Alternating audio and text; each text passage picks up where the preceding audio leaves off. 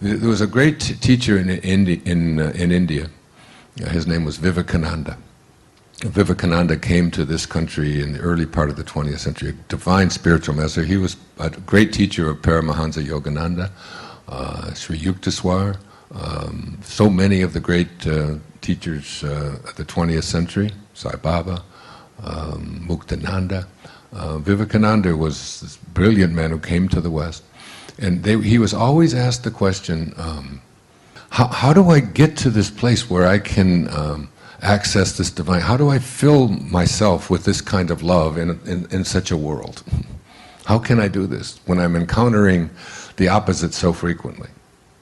You know, they used to say of Jesus that when he would go into a village, just his presence in the village and nothing more would elevate the consciousness of the entire village.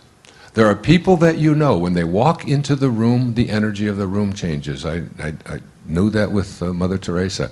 Seeing her in the room in Phoenix, Arizona, I watched the energy of the room change when she walked in there. And I like to think that that's something that as I get better and better at this divine love, this absence of judgment, criticism, condemnation, that I can really change you can change it through silence.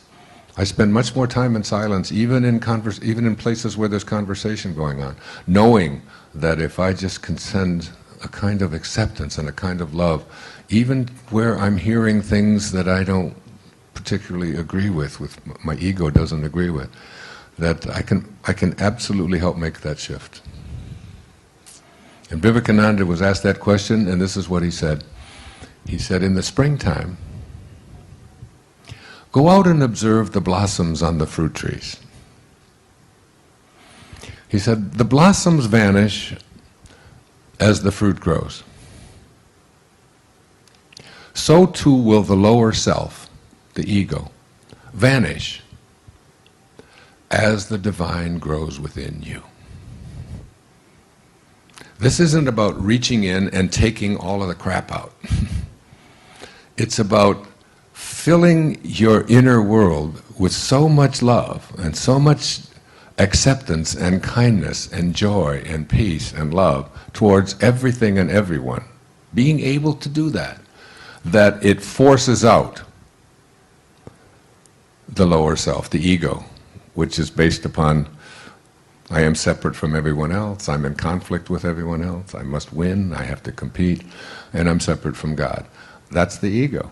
And that stuff just starts to go out as the divine grows within you, and you see the unfolding of God in everything and everyone.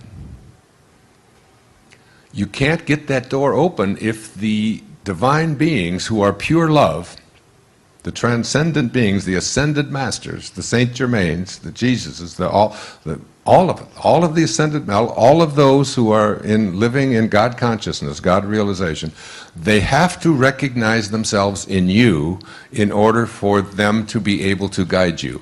If you are coming from hatred, anger, bitterness, tension, revenge, hatred, if you're coming from that in any way in your heart, the door just simply will not be opened. It's not like you're going to get punished and you're going to get hit over the head and think bad things are going to happen to you. It's that you cannot access this divine guidance, this assistance from this realm. And this, this is what Lao Tzu said to this in the Tao Te Ching. The mystical techniques for achieving immortality